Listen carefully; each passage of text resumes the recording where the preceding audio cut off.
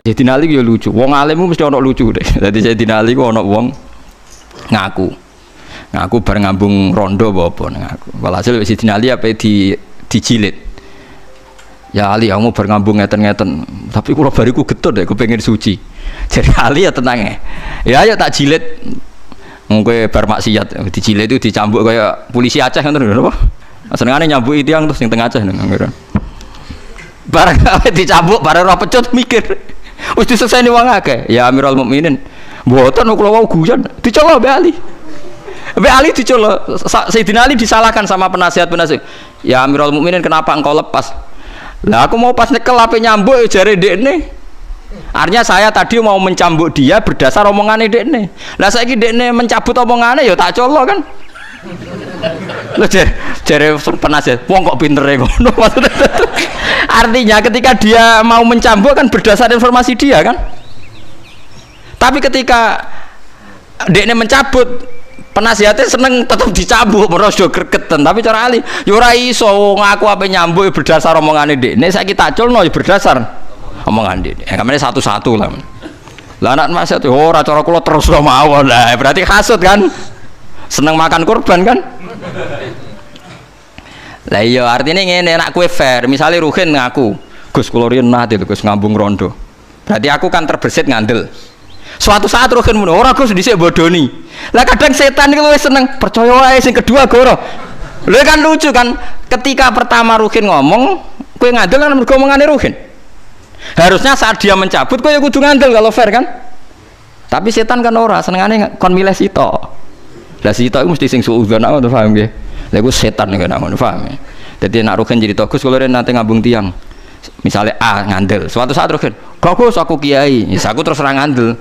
Mergo akhadtu biqauli wa taraktu biqauli. Masyhur dawuh Sayyid. Akhadtu biqauli wa taraktu biqauli. Ketika dekne ngomong aku ngandel, saiki ketika dekne menolak nggih kula napa?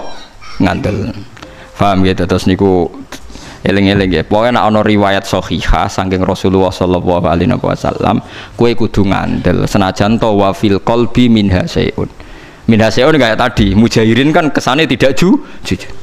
Jadi misalnya kowe tau mergawe sak urip-uripe bodoni maklaran, suatu saat kowe dadi wong saleh, kowe ora usah crita ning anak, jong aja kaya kowe ora usah biasa. Jong dadi wong sing apik, sing kok bapak ya lah bapak piye ora piye-piye sawangane kok sawangane kok apik kowe wong kowe di masa depan ora pokoke sing netral-netral ae. Paham ya ora usah berlebihan diceritani detail ngene. Anakmu sok ben tetep puber eling ya. Anakmu tetep sok ben puber. Suatu saat ya duwe kesempatan zina, kesempatan maling macam-macam. Dan itu kalau dengar dari orang tuanya, dari mbahnya itu tetep dadi lisensi, jadi SIM. Dienggo alasan niru, paham ya? Apa meneh iso ngertak. Awas nak bapak ngamuk.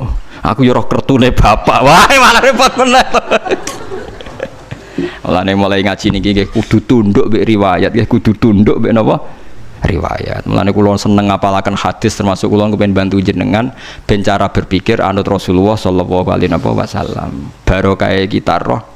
Wong kula nate kemalingan, nggih kemalingan tenan. Nggih kula nate kemalingan. Nggih pokoke kelangan. Jare bojo kula. Gus alime jenengan kok kelangan. Mosok jenengan ora iso mukasafah ta apa ben kecekel. Ae lucu to. Oh kowe ora rasane dadi wong alim. Dadi wong alim piye Gus? Aku iku ya iso mukasafah, tapi etikane wong alim man satara musliman satara. Wong aku mau roh wae mbok ora roh kok malah bokon roh. Lah nek aku polisi seneng nyekel. Lah kita sebagai wong alim mak repot. Wong alim kadang seneng malinge ra kecekel, perkarane iku ora nutupi eleke wong muslim. Jadi umpama polisi kok nyekeli hadis man satara musliman satara wa ya ora ono maling kecekel. Mulane polisi ora usah dadi kiai, tapi kiai aja dadi polisi. Ayo repot. Mulane bojoku takmu, kowe ora ora rasane dadi wong alim.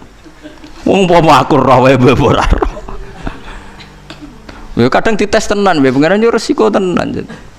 Mana jadi wong alim apa dadi wong alim apa? Paham guys, ngono pangeran kersane ngono. Paham gitu, jadi pokoknya nak ono riwayat sahihah nak iso, nak ora iso ya ora apa-apa. Tapi ini kan cerita ideal gitu. Ben kowe ra di pikiran sekulerisme atau pikiran sing tentang Rasulullah sallallahu alaihi wasallam. Kulo contoh paling gampang niku masalah wayo. Kulo nganti sakniki misalnya ndak wayo. Mbah soban ya ora roh, pokoke nganti saiki ra wayo. Tapi aja sampai kowe janggal mbek logika wayo. Piye wae Rasulullah niku poligami.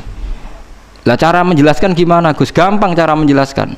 Misalnya Mustafa di bojo papat. Paling banter wong papat tuh cemburu-cemburunan, rebutan jenggote Mustafa misalnya. Itu paling banter.